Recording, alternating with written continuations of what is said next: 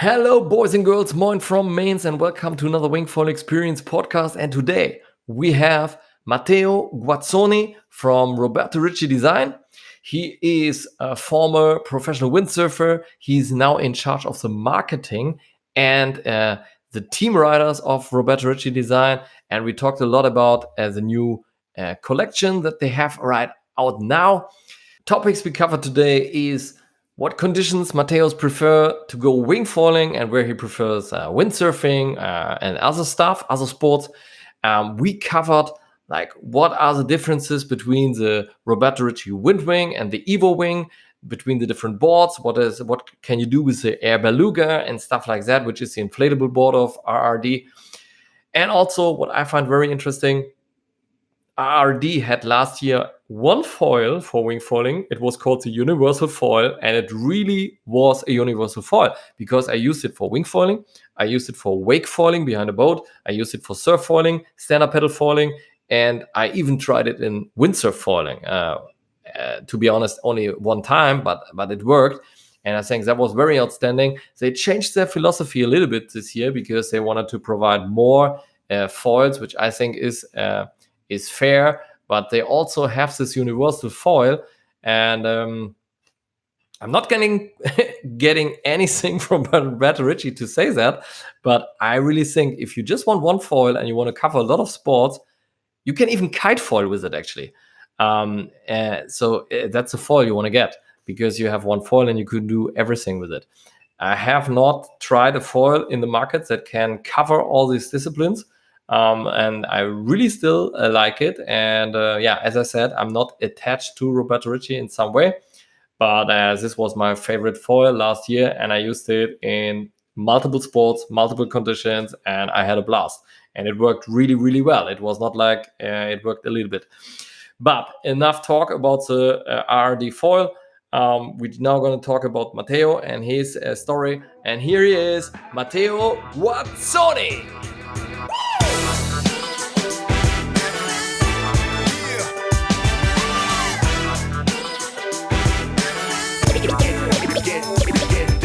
Welcome to another podcast episode of the Wingfoil Experience podcast. And today we have Matteo Guazzoni. Welcome. Hi, everyone. And nice to meet you, Daniel. Matteo, we have been in touch actually last year when I interviewed Roberto Ricci because you're working for Roberto Ricci Designs. Exactly. What is your position at RRD?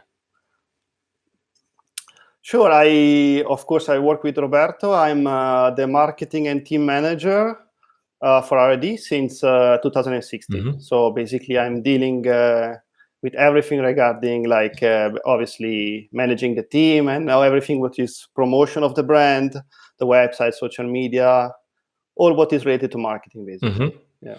And before 2016, have you been in the water sports industry, or where are you coming from? Sure. I'm always been a passionate windsurfer since many, many years, because I started windsurfing at the age of 12. Mm-hmm.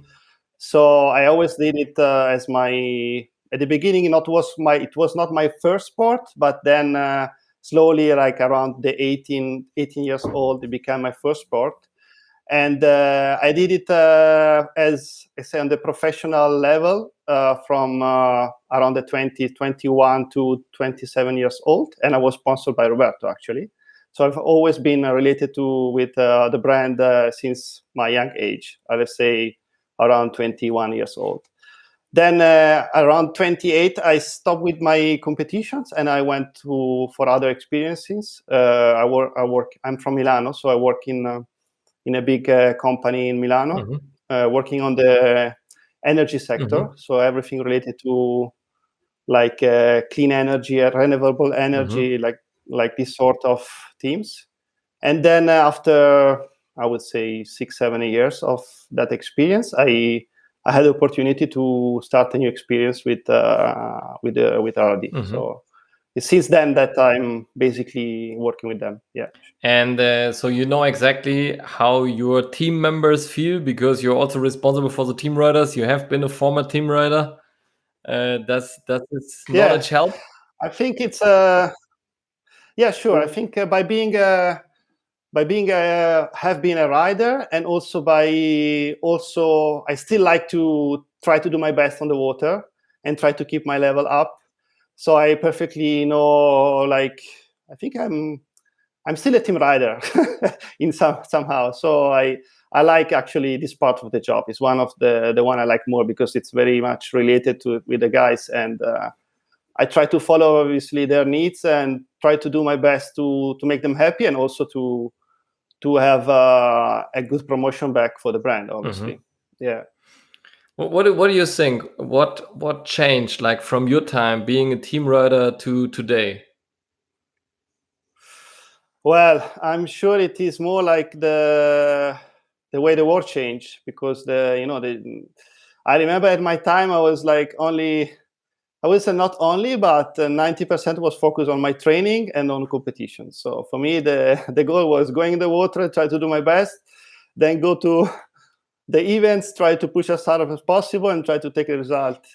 Obviously, still at the time, that was important. I was always reminded, remember, always is not finish the job. The job has to be related also to promoting your image, and therefore promoting the brand, like through working with magazines. At the time, we had magazines because it was the 2000. So obviously, everything you had to work and try to find a solution to have the articles published or these kind of things. Nowadays, obviously, it's changed. It's still like magazine is important, obviously, but now we have social media taking over the whole scene. So what is changed is now obviously the rider has to be very complete. It's obviously has to be a very good rider in the water, because if you want to have like a good, to be in the international team or national team, you have to be a good rider, but also you have to know how to work with all what is related to the social media stuff. And it's very important too that riders becomes modern, that they basically are able to do the marketing themselves for the brand, basically. So yeah, to produce contents as much as possible, but also having the equipment to provide quality contents, I would say. It's not only about, at the moment, it's not only about having a picture published or a nice move. It's also about knowing what to do and have a good equipment to have quality, and be at the time of being able to provide this, basically. I was actually listening to a Robbie Nash interview when I prepared for interviewing him in this podcast, and he told his story that when he was a young team rider or professional windsurfer, so to say, that he realized at one point very early in his career, I think he said, that it's actually not his job to win competition. I mean, this is part of his job, but he said, my job is actually to promote my lifestyle, my passion for the water sports and for windsurfing especially. And then secondly, to share the passion in a kind of way that people are intrigued with the brand that I represent, and I think this is a pretty insightful view, especially because it was way before social media and stuff. And I think if someone is still in this mindset, he can probably do the job, whatever the medium is, if it's a magazine or TV or social media. Yeah, I agree. At the end, the mentality has to be the same. Starting from the past, at the age of when Robbie Nash was obviously his time, and he probably had the same mentality that you need to have now. The only difference, obviously, how to use the instruments you use for promoting. Then you see probably Robbie Nash had the perfect mentality. That's why this explains you why he went so far in his life. So yeah, that was the right approach for sure. Yeah. I think at that time I was also busy with my studying, and I had like stuff that I was like running between one and the other one, so I had to use my time. But obviously, if you are fully committed on this sport, this is your only job. Obviously, you need to work on 360 degrees on everything. Yeah. Yes, definitely. Yeah. Nice. Matteo, I mean, this is a Wingfoil podcast, so we also want to talk a little bit about wingfoiling. Yeah. let's talk about wingfoiling. When was your first wingfoil session ever? Who was involved? Did someone teach you? Did you get some gear? Yeah, it was funny because my first wingfoil, I think it was not exactly. It was summer 2 years ago. So 2019. Okay. I was in Legarda. And it was like already a couple of friends that were already tried it, which are 2 colleagues of mine. And they were already said the 2-3 sessions, they were already said, you have to try this one. It's very, very nice. And I went in the water and had the worst experience ever because it was super, super light wind. And I got on the board, but I was not able to take off on the foil. But I was on a side shore spot. So I drift downwind, and I end up 300 meters downwind, and I had to come back walking around the torbole with a board on my shoulder. And but then the second one was already amazing. The second session, I was in Castiglione, which was it's the spot where we are based as a company, because the company is based in Grosseto, which is in the center of Italy. And Castiglione is 20 kilometers from Grosseto, and it's on the seaside.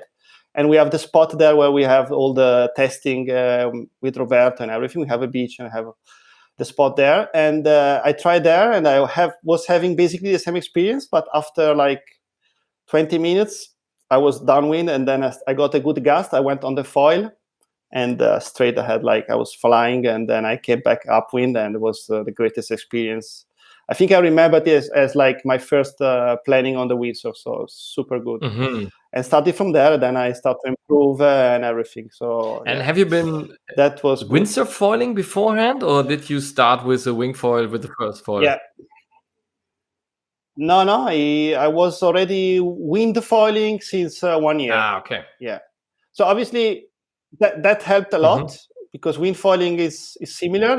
I already had the feeling of how to manage the foil, but it's slightly different because wing foiling, obviously, by not having the sail attached to the board, the feeling you have on the foil is different, and the pressure you have from the sail is different. So obviously it's not the same, but so I need to have these 2 sessions to get into it. Yeah. But then what happened that I never stopped after that. So I went on and on. You're a windsurfer, you are a wingfoiler. Any other sports water sports where you're keen to head the water? Like, do you surf? Do you stand up? I surf a little bit, not much, but I surf. I'm not a pro on surfing, but I would say I can surf with a longboard or medium longboard. With a shorty a little bit, but I'm not having so many sessions during the year.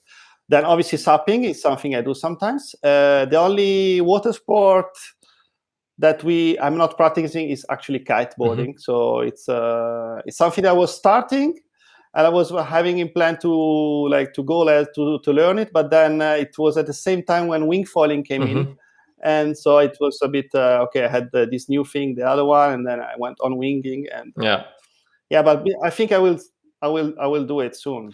So you are a little bit late to the kitesurfing party. I think I have no chance probably. and what I'm always interested in, like, especially if you are so good as you are in windsurfing, for instance, obviously with the right technique, with the right knowledge, with the great gear, you can do a lot. Even with 3 or 4 sails, you can spread your equipment into a lot of conditions. Like, where do you think is a sweet spot for winging? Like, from your personal experience, like, where do you go winging? Where do you go doing something else? You mean how I use my time? Yeah, and especially maybe when I choose one or the other one. When I choose one or the other one. Basically, obviously, in windsurfing, I was more a freestyler. So my, let's say, professional basically job was my professional skills were based on freestyle. So I was doing a lot of freestyle. We saw flat water, and now it's funny because on flat water I like to wing a lot. Basically now if it's from a light wind to stronger wind, I normally go winging, and I choose windsurfing when I have like more wavy condition or stronger wind condition, basically. But also on the waves, I like a lot the wing. So it depends on the waves. When we have like smooth waves, I go winging. When we have more radical waves or steep waves, then I choose windsurfing. So normally we spend a lot of time in South Africa in the winter, and there I do a lot of windsurf because you can find there some spots where the wave is really steep, and you have to really like push into the bottom and the cut back. And with winging, it becomes also slightly dangerous. While I choose winging in some other spots where the waves are more mellow and you can really enjoy the nice ride with the foil and everything. In Europe, normally I choose winging because there we have a lot of times or light wind or these waves where they are really not oceanic wave, so like not long waves. So you can have a lot of fun with the wing. So, but the winging is taking over a lot because you see, obviously, the wind plays a big part, because if you can have so much fun with 12 knots, 13 knots, it's becoming like 60-70% of the session you can find light wind, especially where I live, which is like between center of Italy and Legarda. So it's obviously something that is becoming very consistent in my sport activities. What I found out just recently, because due to personal preferences and also due to some restrictions, during Corona lockdowns and stuff like that, I didn't travel as much as I used to do the last 1.5 years. So since I started winging, I basically I didn't even think about it, but I was kiting a couple of times at some northern and Baltic sea spots. But I didn't do winging there. I just was winging here at home at our lakes and stuff. So it's just flat water. And what I realized is I traveled to Tarifa, and it was the first time I brought my wing gear with me and nothing else. And in Tarifa, I realized you have a lot of long walks to the beach. At some spots, you have a pretty gnarly shore break, especially compared to the light wind. So the shore break can be, it's not that high, but it's not like at Ginsho or Cape Verde or something like that. But still, it's not very nice with a foil. And I realized if I would live in Tarifa, I would probably not wing foil right now. I would probably do something else, like kiting, kite foiling in light winds, maybe surfing here and there if there's some swell, maybe windsurfing here and there. Yeah, sure. And so I was wondering, like, that your experience with wingfoiling can be very, very different depending on the conditions that you have most of the time. Because my home spot, I drive with my car, I have to carry my gear 10 meters to the water. It's immediately deep, it's flat, and I can go winging and have all the fun, So... Yeah, it's completely right what you're saying. It's exactly my same experience, because actually, when I started working in RRD, before I was, as I said, I was freestyling, and I was basically only riding in Legarda, especially during the time I was working in Milan. And I was used to go out with quite a lot of strong wind. Then I went to Grosseto. I had my first talk with Roberto. And he said, you will see here, you will start kiteboarding or you will start foiling, because obviously the conditions are different. And I did say, no, it's impossible. I like freestyling so much. But at the end, it depends really on the condition. If you want to go in the ocean, you have to find your toy to go, So the goal is to have fun, to have the best fun, actually, and find the right toy to have the fun, whatever condition you find. So, for example, in center of Italy, like 80% of the time there is light wind, 10, 15 knots. So the best is to have, obviously, to have a light wind foiling. It's one thing that we practice a lot there. So really, but this helped a lot because I grew up the culture of foiling thanks to probably this experience. So obviously, then obviously then you bring it. For example, I'm sure that when you went to Tarifa, at the end you went winging a lot of times, because you know how to do it, and you still have to walk these 50, 100 meters, but you want to do it. So it's good to practice with every condition at the end. I mean, that was a great thing about this little Tarifa experience. I was just there for 5 days, and we had every condition from 6 knots to 32 knots. Every day was completely different. And I had only 2 wings, 1 board, 1 foil, one front foil wing, because I wanted to travel light, and I was riding every day. I mean, obviously, the small wing was a little bit too big on the strong day with 30 knots something, but I could do it. And obviously, on the light wind day, I was with my smaller foil front wing. I was pumping a little bit more to get up, but it was totally doable. And that was very impressive, The light wind, the good thing about winging is also that you have a wide range of use. I mean, if you have 2 wings, at the end you can cover 90% of the conditions. If you really think that in light wind, if you have a big wing in light wind until medium wind, you can keep it. If you have a smaller one from medium wind to strong wind, you don't need much. You need 2 wings, and to have fun, you can handle a range of 10 knots with 1 wing. So it's really cool. I mean, you can travel light. You can have a backpack and go. And finally, we are having a comfortable sport to travel with, like similar to kite. Obviously, for me, it's different because coming from windsurfing, having all this gear, which I still love, but there is this new sport that you can actually travel easily. True. So it's cool. Matteo, let's talk a little bit about your team riders. Maybe first and foremost, who is on your international team from Roberto Ricci? Are you're talking about winging or about? Sorry. I'm talking about winging. Wing. So we have, I would say, 5 main riders. Francesco Cappuzzo. We have Gollito. Then we have Camille and Julien Bouyer, which are the 2 French guys. And then we have also Bowien, van der Linden, who is our wing power girl. Yes. So I would say that these are the 5 guys. Then also we have, I don't know if Paolo Migliorini, which is more like a bit older compared to them. But he's still also this year, he was competing a lot on the World Tour. So I would say these guys are the ones that we are always sending around for competitions.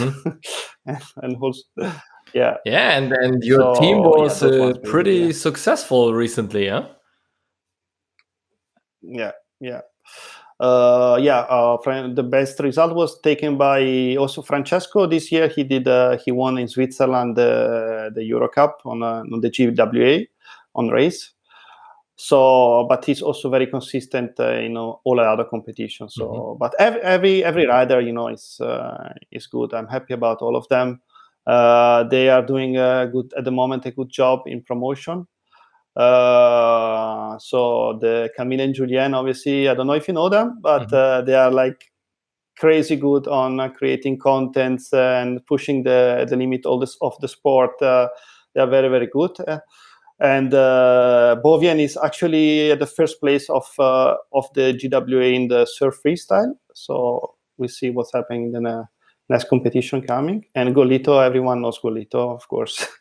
Gollito is like the 9 times world champion in windsurfing, and now he started with us by putting himself a new goal of becoming also a good winger. And I think in just 6-7 months, he already got at one of the top level in the world. So I'm sure that he will be also one main guy now or in the future. Let's see how much he trains.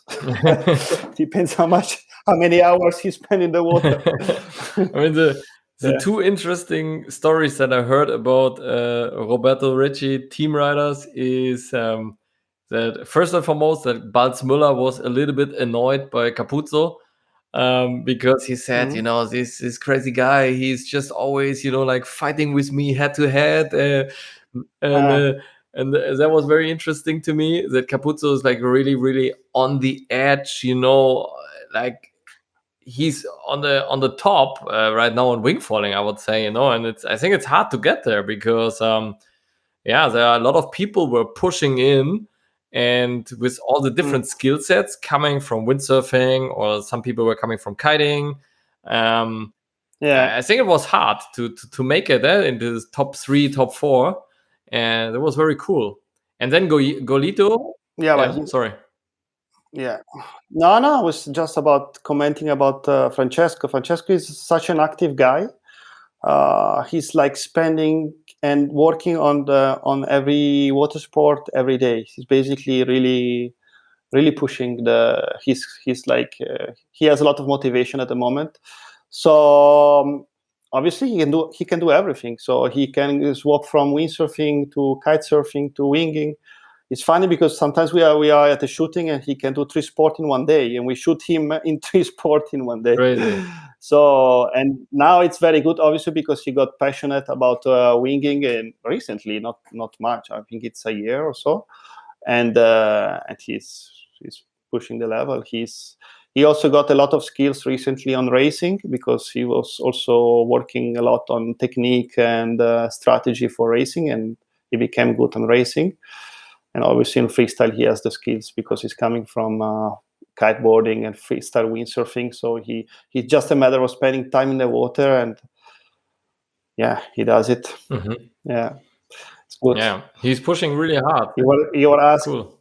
Yeah, it's good. And I think when Gollito came in, I think it was a big bang actually. When you announced that you have him in your team, and especially that he's also going into wingfoiling, I think that was very interesting for a lot of people. And so, how do you see him compared to Francesco? Like, are they head to head, or is how do you see that? Well, Gollito is like, I think they are very similar, not in characters, is as skills, because Gollito is obviously is known as being the world champion in windsurf. But if you look at his profile, you will find the kiteboarding videos, you will find the wave windsurfing video. He can do everything since since long. Sorry. So this is obviously it's just a matter of showing it, because in the past he was showing basically windsurf. Now that obviously he is with us, he's just showing that he is also wanting to do other stuff. And with wingfoiling, I proposed him the project. He was keen to do it, and now he's basically obviously he likes it, and he will keep on trying to do both sports at a good level. So both windsurf and winging, and also kiting. Obviously, kiting, I don't think he will compete much, but on the other two, for sure, he will do it. Nice. Yeah. So yeah, sorry. What I was interested in is, and then we can also talk a little bit about gear, is like what are maybe the main things that come up from your team, like what they want in gear development. Are there some things that they are asking for constantly, or what's your internal team talk? Yeah, obviously now foiling is taking a bit all our concentration. Also other sports, but foiling now is, for the fact that it's a growing discipline and it's still young. So we are working a lot on the gear. So nowadays, obviously we want to have we are working on everything, wings, foils, boards, in order to obviously to have the right gear for every customer, which is at the moment is the most important thing, to provide to our clients the good gear for entering the sport, accessible, something that you step on and you instantly like the sport, and you can practice it whatever in every sport. And then on the performance side, we obviously, because we are into it, we want to have the best gear for the riders to to try to win competition. So now we are working obviously on the wings, on the new mast, on everything that is doable, obviously, for having also to have like stuff that is always progressing, that allows you to progress in your level. And they are asking it, and obviously we are doing it. Like there's this thing going on that a lot of companies started to have mini booms, for instance, and stuff like that, which may be an advantage in winging freestyle. Do you also discuss having something like that? Yes, it's something that we always discuss. We are also testing. We have different prototypes. So at the moment, we don't have any wing with a boom in production. I cannot tell you if we will have, because I don't know it. We are testing it. I also have my personal opinion on the boom, but it's the boom is something that someone likes it, someone not like it. It's something. It's just different. I think the feeling you have when you ride a wing with the boom or not is just it's just a bit different. But definitely we are working on also on that and then we'll see if we put it in production or not. Depending on at the end, it depends on how much the product is accessible and how much the product performs. So these are the parameters that will make the decision. So obviously we are working on wings and also the foils. Okay. So maybe because you now introduced your next model year for, I think it's model year 27 at Roberto Ricci, That's because maybe not everybody knows. Like now, Now we are at, yes, for sure. Now we are on the year 27. I mean, the products that we release this summer that we just released are year 27. So every product that we released on wingfoiling was year 26, because before the summer, we released every product on wingfoiling. That's how we work basically on collection years. So next products will be year 27. So the year defines from where the company, the year of the birth from the company. So it was 27 years ago. So next, when Roberto Ricci was in the podcast, he also talked a little bit about the history of the company, which was also very interesting and cool to hear. But my question actually would be like, what changed from, because maybe I can give people who are listening a little bit of perspective. Like when I started wingfoiling, I had Roberto Ricci gear, and at the time you had one wing, the wind wing, obviously different sizes, and I could already choose like if I want the window or not, which is very cool. Because a lot of companies were either with windows or without, and you had no choice. And then I had a beluga board and the universal foil. There was only one foil at the time. And at the beginning, I thought, oh no, I need a bigger foil. It's too small. It was just 1600 square centimeters, low aspect. And I thought, no, it's not going to work. But after riding it, I really felt like it was not the perfect gear for my conditions. I could have used maybe a bigger foil and maybe also a little bit more. The wing is very light, which I loved very much, but it would also a little bit of a compromise in the low end, I would say. So it could have been probably a little bit more better in the low end, but then it would have been heavier and stuff like that. So I was pretty happy with the gear. But what I want to say is you had this very small and centered range of gear, which made my life also really easy. I didn't have to think about what foil do I use and then stuff like this. And maybe you can walk us through what changed and what the range is now. Like you have different foils and you have different wings, and what are the differences? That's, I think, what a lot of people are interested in. Now it's becoming completely different. Nice. your easy life will become more difficult. No, actually, it's like no, it's completely opposite, because now we are working towards extending the collection. And you already see now, like, the actual collection is completely different to the first one, which was the one you said before with the universal foil. Because we did a big work last year. Because we developed basically 2 new lines. Because we started with, as you said, we started with the universal foil. And then we did the big version of the foil you were using, because you were using the 1600. We went on the 2400.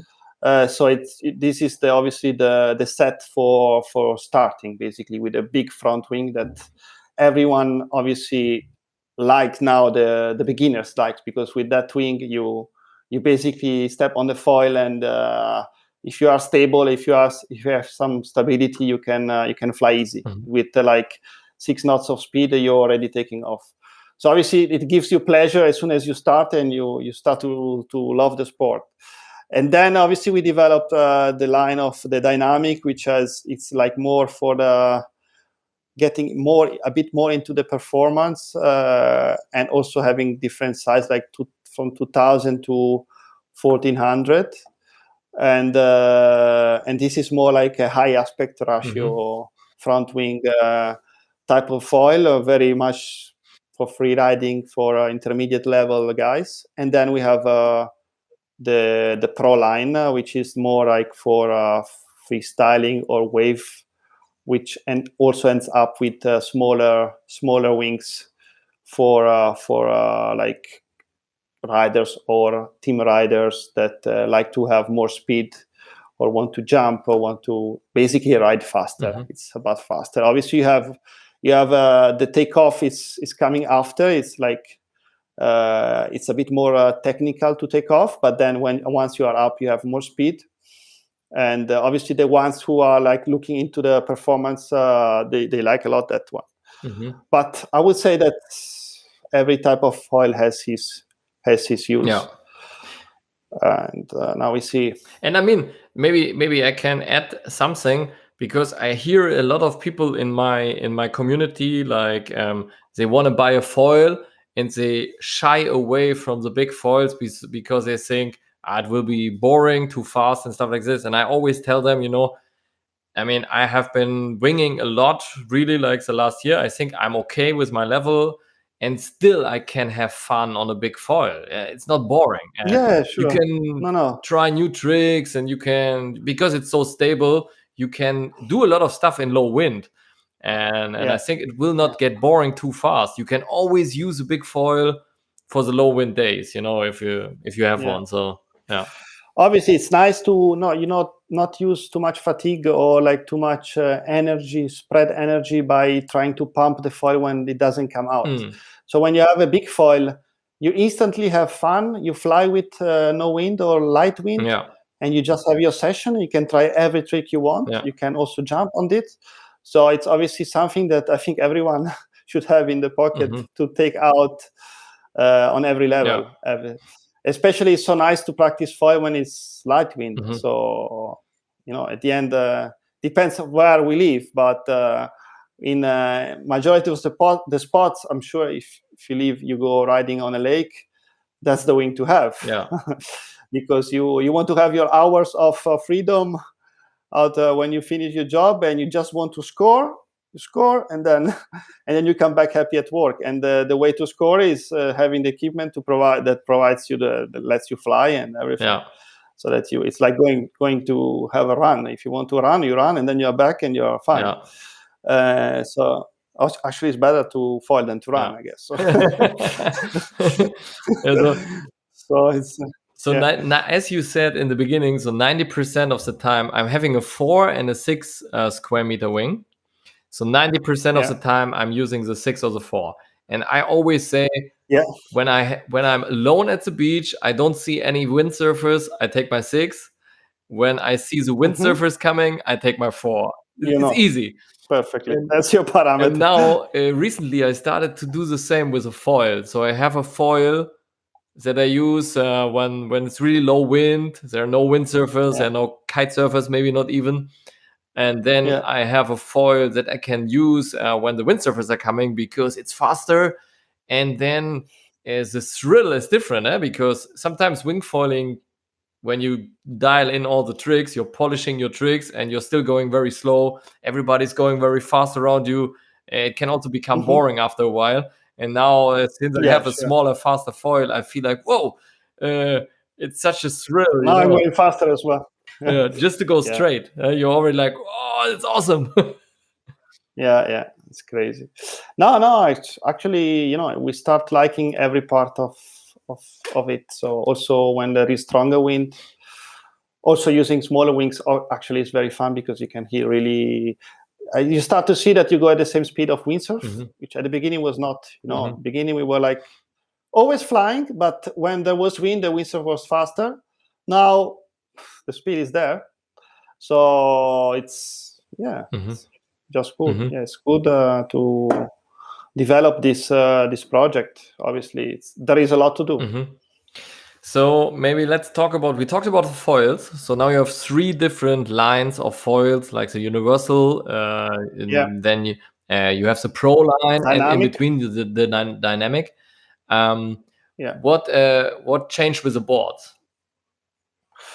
Well, the boards, we have one line at the moment.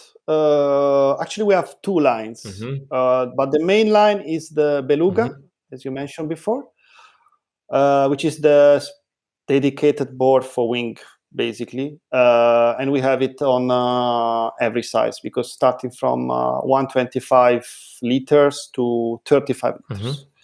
So we have 35, 55, 75, 95, 105, 125. So basically covering all the needs, I would say.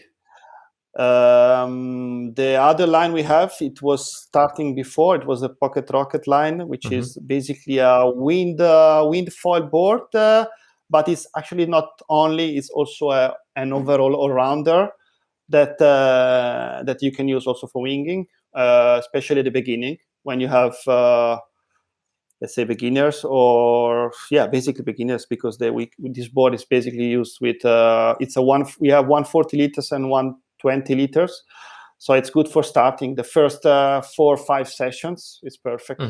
But this board is more it's a starting for winging and more a specific board for windfoiling. But that's basic. And then obviously I forgot the other very important line is the Air Beluga, which is the inflatable our inflatable collection for winging. And also there we have 5 models.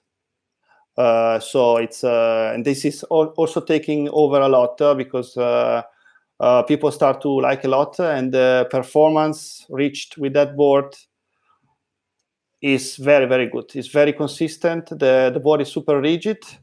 So you can really basically ride the same way as the rigid board. So it's really good. It's really good. Yes. Can you put foot straps on the Air Beluga? Yeah, of course. You put foot straps, and the board. At the end, you can inflate it very quickly. You put it in a backpack. Especially, the fact is that the wing is a small board. So when you have an inflatable technology, if it's small, the board, you can make a product very, very rigid. And we are using a carbon plate, which is quite big on the back of the board, that is taking, I would say, 1/3 of the dimension of the board. But, it's exactly positioned in the place where you put your feet. So the rigid and the foil.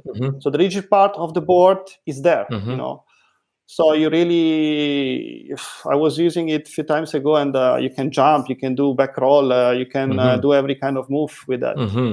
Yeah, so it's a pure free. Obviously, it's a pure free riding product. If you want to look into pure performance, you go for a rigid board, but it's good.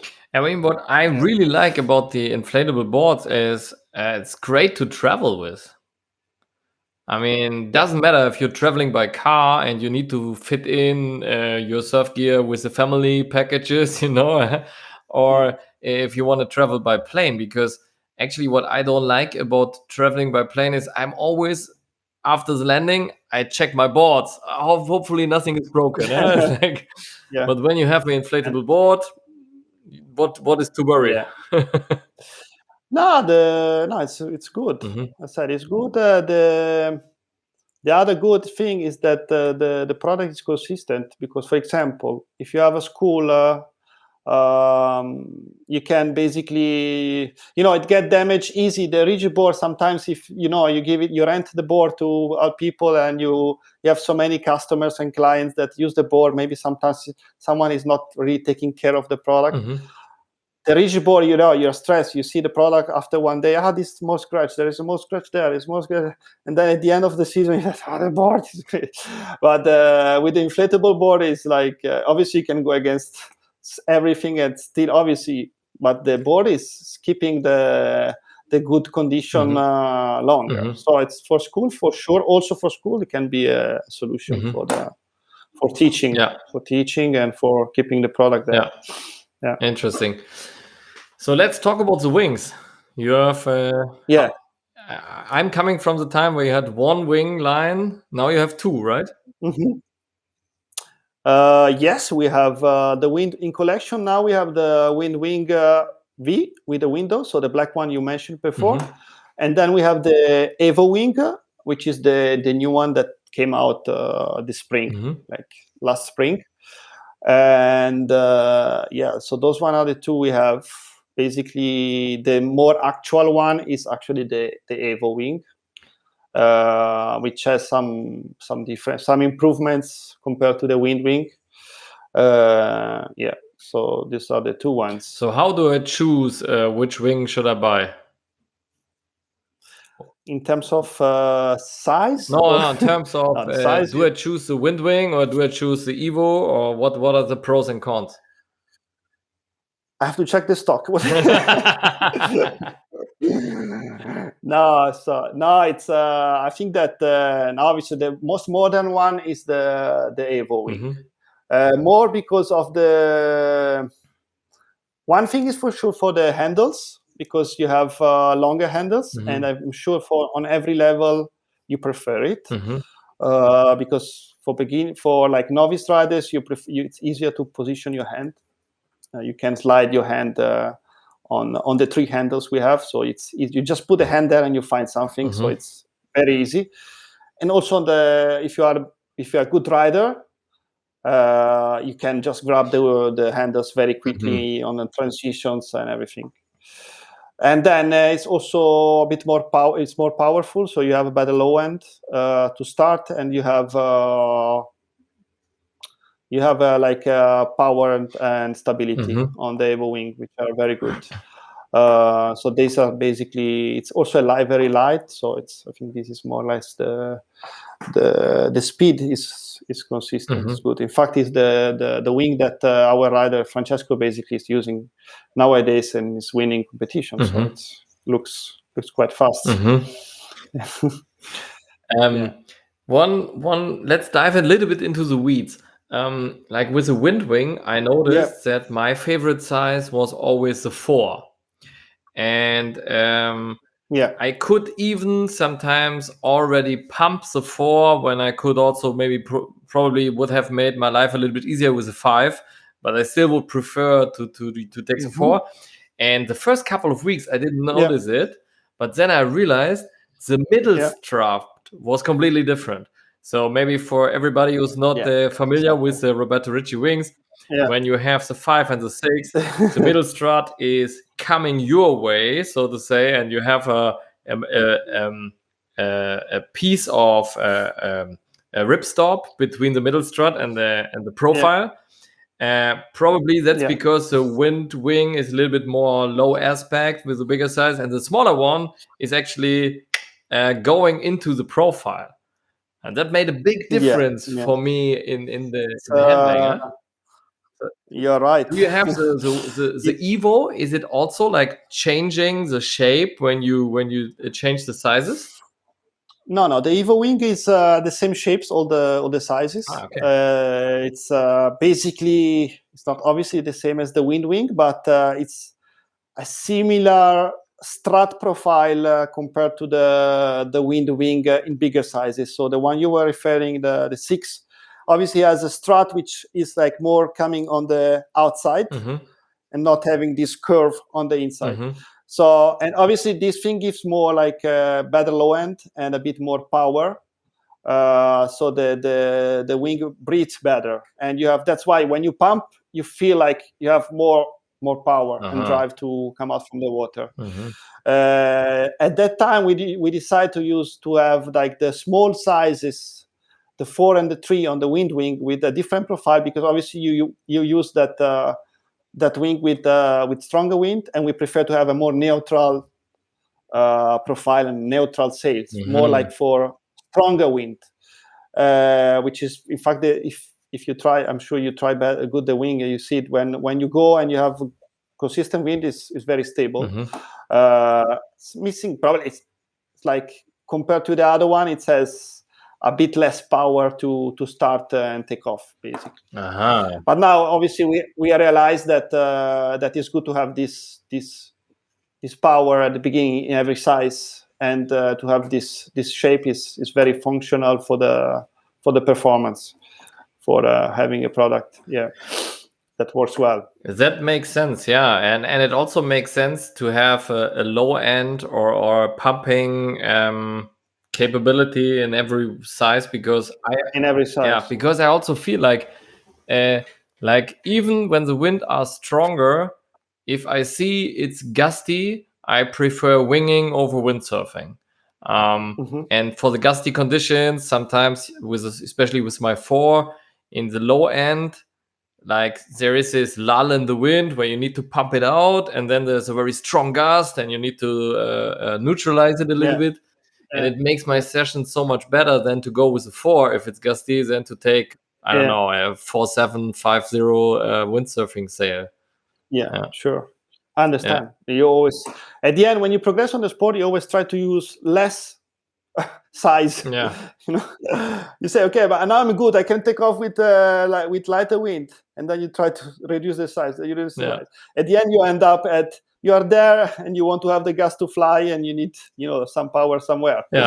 And so that's good to have, even if small sizes have something powerful in your hands that makes you fly the soonest. I mean, Abel Lago was here in the podcast also, and he said even in light winds he just uses a 4. But Abel, he's light, he's a light guy, so he's and also he has so many skills, so he's very good. I think he doesn't need probably a 5 unless it's very, very light. Crazy. So sorry I was not mentioning him before. When you asked me about team riders, it's like we have Lely. So obviously Abel is also one main guy, for sure, for the brand also. Yeah, I feel like he's maybe more than a team rider, right? He's also he's working on every level. So he has his center at his place. He's doing all his business, but with us since so many years, working on a lot on kiteboarding and also now on winging. So it's for sure one guy related to the brand very strongly. And he like all the female surfers in the community ask me about Abel. He has such a nice accent. He's so sympathetic, very authentic guy. So you have to keep him. Good for him. It's good. Matteo, so thank you very much for taking the time. So if someone is interested in learning more, like where can we find out more about you and about Roberto Ricci? We're in Italy. No, we are everywhere, I would say. But I have I think the easiest way nowadays to get in contact with people is using Instagram, probably. So I have my profile, and you can send. Otherwise, we have our emails. In case of any curiosity, we have our emails on our website. maybe use mine, not the one of Roberto, and that's it. Yeah, I think these are the ways to get in contact. But for sure, I think Instagram is probably the fastest one. Yeah. So we put your Instagram in the show notes of the podcast and the Roberto Ricci website for sure. Anything else you want to mention, like about winging or about water sports for today? Well, I don't know. I would like to have some water time. No, it was a pleasure to have a talk. It was a pleasure to have a talk with you because I like always to. It's also my passion to talk about this thing. So it's obviously good to talk about it, have a nice chat, and then obviously it's nice to share some time in the water and having some water time. Yeah. Any? How are your sessions? Are you recently going or not? Yeah, I was sick for 2 weeks or something like that. Like really with a little bit of fever and a flu, and then I was afraid to go into the water, Okay. But I had a session last week. It was 2 sessions. It was super strong winds, and I wanted to see like where's the limit of winging. Great. Because it was actually too strong to go wingfoiling. Like there were windsurfers with 3.7 sails on the water, full on, Yeah, it was crazy. But I could do it with a 3.4. I had a 3.4 wing. That was okay. But where do you live?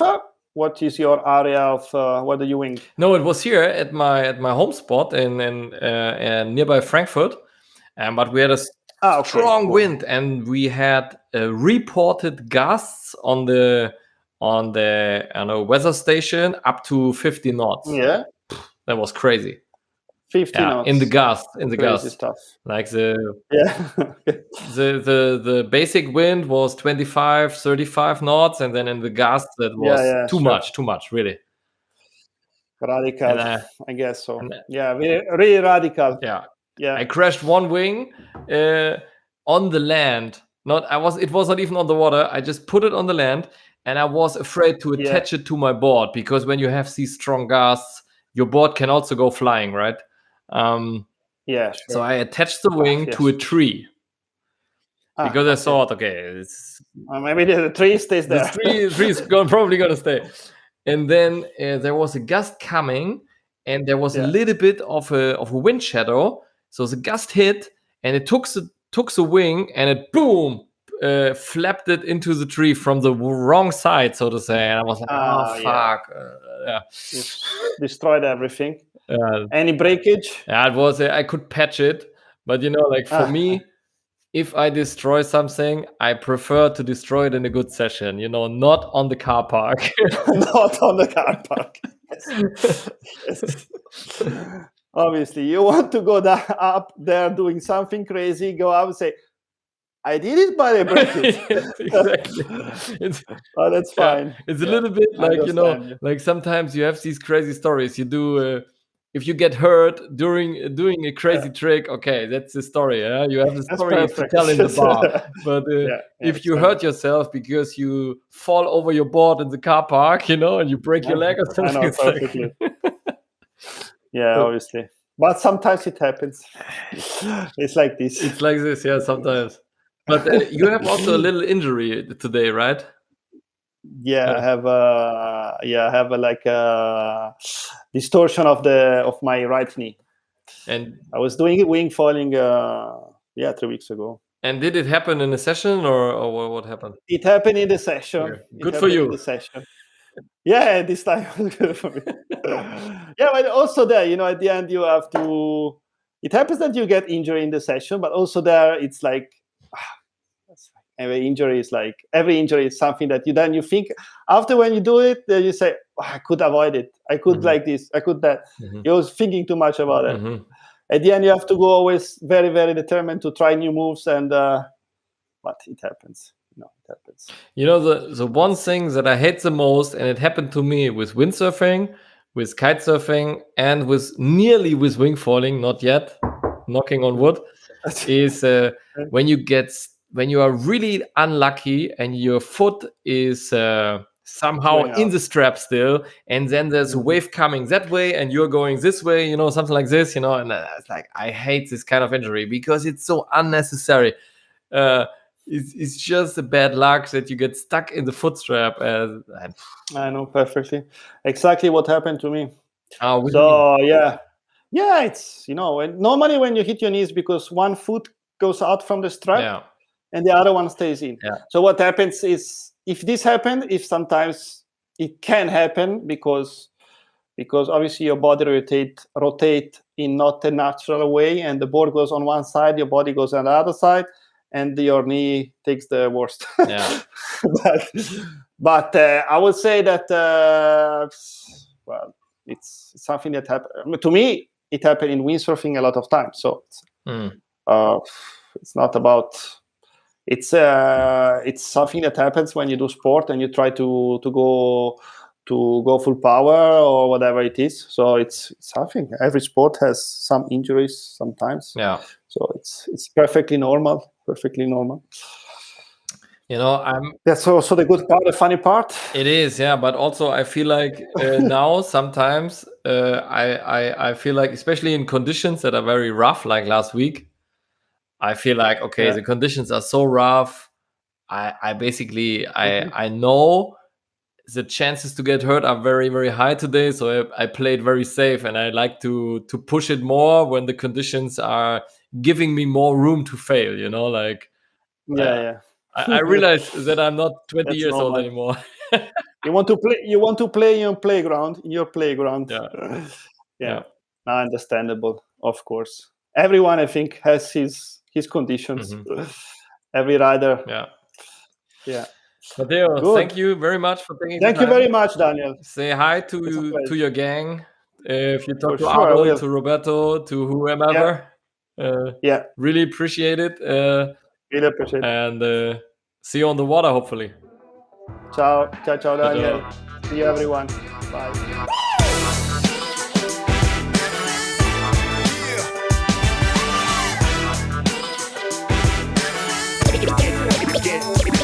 I hope you liked this episode. If you like it, share it with your friends. We highly appreciate it, and let us know what you want in the podcast. Questions that we should cover, people that we should invite. I think we had a great season, so to say, the first year with the podcast. We had guys like Roberto Ricci, we had Robbie Nash, we had Zane Schweitzer from Hawaii, we had a couple of interesting episodes that went sideways, like the eFoil show that we had. We had a interesting talk also about how to get started. Like these one were actually in German, so if you don't speak German, you probably didn't hear them, with Maria Behrens, who actually introduced how she learned as a professional windsurfer wingfoiling and what she could teach you. So we had a couple of very interesting things going on. I'm really stoked, and I'm also excited to see what we have this second year in the podcast. Be a part of it. I get messages here and there from a couple of you guys, but a lot of people are only listening. They're not like really in communication with me, and I highly appreciate it. You can get in touch with me via Facebook or via Instagram, which is the easiest ways probably. Or you can also go to the website wingfoilexperience.com and get in touch there. Either way, or comment if you're on YouTube. Give us a review if you are on Apple Podcast, stuff like that. We really appreciate you letting us know what you like, what you don't like. And we also appreciate if you share the stoke and if you comment or interact with the content. See you soon, guys. And as always, watch out if you see some wind on your forecast. Go wing it! Get down.